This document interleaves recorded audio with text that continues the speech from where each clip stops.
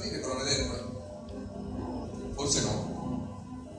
Forse no. Prima del III secolo a.C. non erano lì. Forse l'ha spostata qualcuno. Chi è quello stregone, quel mago, quel grandissimo geografo, quell'intelletto straordinario dell'antichità che ha spostato le colonne d'Ercole? Nel IV secolo Alessandro Magno arriva all'Indo, dunque sposta il baricentro del mondo conosciuto verso Oriente. Il centro di quel mondo però, che è greco, doveva continuare a essere Delfi. Delfi era il santuario di Apollo ed era anche una specie di CIA dell'antichità. Chiunque voleva muoversi per colonizzare andava a Delfi, diceva le sue cose, i sacerdoti gli davano un po' delle informazioni che avevano raccolto, lui andava con la promessa di riportare altre informazioni. Quel Delfi, centro del mondo, non è più centro se il confine orientale è l'Indo. Quindi qualcuno sposta il confine occidentale a Gibilterra. Allora il mondo si riequilibra e Delfi è sempre al centro. Perché dico che lo sposta? Perché nella descrizione di Platone si dice che il mare delle colonne d'Ercole è tempestoso, difficile per i naviganti e pieno di fango. Ma a Gibilterra non c'è nemmeno un centimetro quadrato di fango.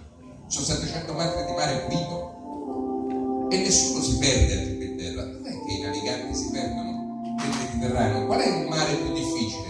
Qual è il braccio di mare dove arrivano sempre gli abissi? È il Canale di Sicilia. Quello è il punto in cui ci si perde.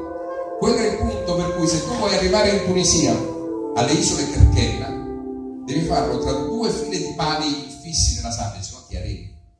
Quello è il posto. Se quello è il posto, le colonne di Eracle erano prima tra la Sicilia e la Tunisia.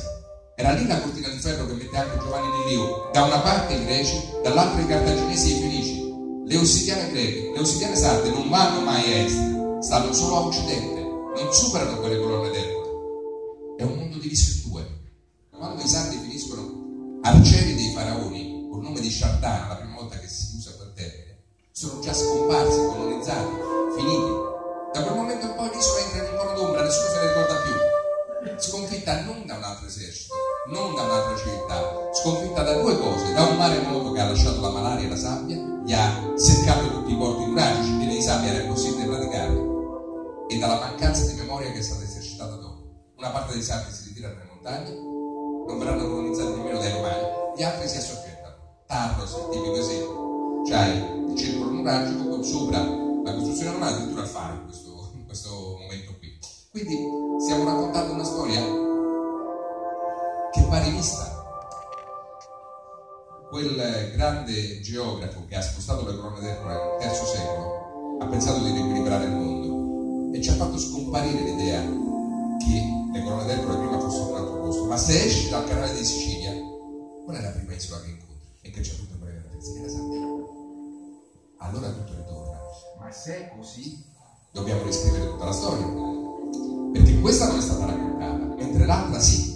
Dobbiamo ricominciare a portare indietro verso occidente, verso la Sardegna, tutta una serie di miti, di eroi, di guerrieri, di popolazioni, di commerci che invece abbiamo fatto provenire da Oriente.